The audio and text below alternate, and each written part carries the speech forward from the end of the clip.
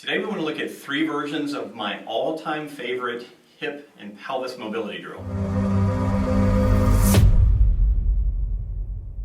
To be a great athlete, you have to have mobile hips and pelvis and low back, and also to be healthy, to stay out of pain. So one of our favorite things to focus on in Z is making sure that people can move well through the hips and pelvis. And one of the things that we really focus on is the hip itself. So where your leg bone, your femur comes up and attaches to your pelvis, this area becomes very tight on a lot of people. So one of the things we want to focus on or improve is what's called internal rotation and external rotation. So if I'm sitting here and my knee drops to the inside, that's internal rotation. If it goes to the outside, that's external rotation. So one of my favorite drills, like I said, is what we call this 90-90 squat.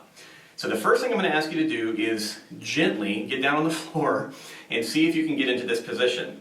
You can see that my front leg is bent at 90 degrees, my rear leg is bent at 90 degrees, and I'm trying to sit up comfortably. Now, if this is hard for you, you may actually be starting back here, and you may only be able to do this in the beginning.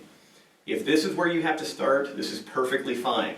A lot of people that are very tight through the hips figure out very quickly that they have to lean back, and this is about the full range of motion that they have available. If that's you, work with it. Do 20 or 30 reps of that. Now, if you can get into this basic squat position, like I said, a 90-90 squat, the first exercise, the first variation that we're going to work on, we're going to put both of our hands back behind us so that we can lean back and relax. We're going to try to keep our feet still so that they don't slide around, and we're just going to roll into the same position on the opposite side. And then we'll roll back. So this is alternatively causing internal and external rotation in my hips. And as I get into this position, I'm just trying to identify what feels tight or less mobile, and I may spend a little bit of time working into that. Now your body may move and shift after you do 5 or 6 repetitions. If so, just readjust. Come back to a tighter position if possible. The tighter position will cause a little bit more motion in the hips. That's version 1. For version 2, we're going to go to a breathing exercise. This one's at first, depending on your hip mobility, this one can be very, very challenging. So if it's too difficult for you, I just want you to try to work on synchronizing your breathing in version 1. So what I'm going to do is I'm going to now take my hands off the floor. So I'm going to take a breath in, and then on the exhale, I'm going to let my body sink down, and I'm going to try to make the switch without using my hands. So I'm up, I'm nice and tall, breathe in, exhale, roll to the opposite side. Again, inhale, exhale, roll to the opposite side. Notice that I'm bringing my arms forward to counterbalance my body a little bit. Again, much more challenging than version 1. So if you have to adapt that, you certainly can. But ultimately your goal is to be able to release the hands using the breathing, exhaling,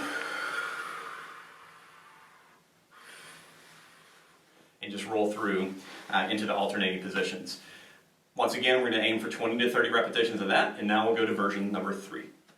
In version 3 of this exercise, we're going to include more of the body. And the way that we're going to do that is we're going to do the same exact exercise that we've been doing with the lower body, only now we're going to keep one hand in contact with the ground. So initially we did 2 hands in contact, then no hands in contact, and actually for many people the hardest version, version 3, is keeping one hand down. So right now my right leg is forward, I'm going to put my right hand back behind me. I'm going to give myself a little bit of space to brace, and then I'm going to go through the motion. Now when I get in this position, it's a very, very strong stretch or mobilization of the arm, often the chest, and the rib cage. So you want to go slowly in this one. A lot of people, when they first do it, will go and get stuck here. If that's you, that's fine. Just gently work into it until you can eventually go all the way through. You want to do, again, 5 to 10 repetitions of that on one side, and then you want to switch your hands. So I'm going to roll over here. I like to start in this position. Left leg is forward. Left hand is back, and roll through. In general, you will figure out that you have one side that's much tighter than the other. If you find that your left is tighter than your right, you may want to do 4 to 5 additional repetitions on that side. So remember, we've covered 3 different variations for improving hip mobility and kind of separating the hips from the pelvis. These are incredibly important, and the nice thing is, because you're on the ground and there's not a lot of challenge to your balance, very often people will achieve greater ranges of motion working with these drills than things that they do standing, particularly at first. Aim for 20 to 30 repetitions of the first and second drills, and then when you finally go to drill number 3 with one hand behind you, aim for 5 to 10 reps on each side. Give these a shot. If you have questions or problems with them, please let us know. Otherwise, I think you're going to love these. Use them as part of your warm-up for prior to your workout, prior to your run, or sports. I think your hips will thank you for it. Thanks, guys. Okay, we're going, I guess, yeah. You back up a little bit. Hang this around my neck. That's Perfect.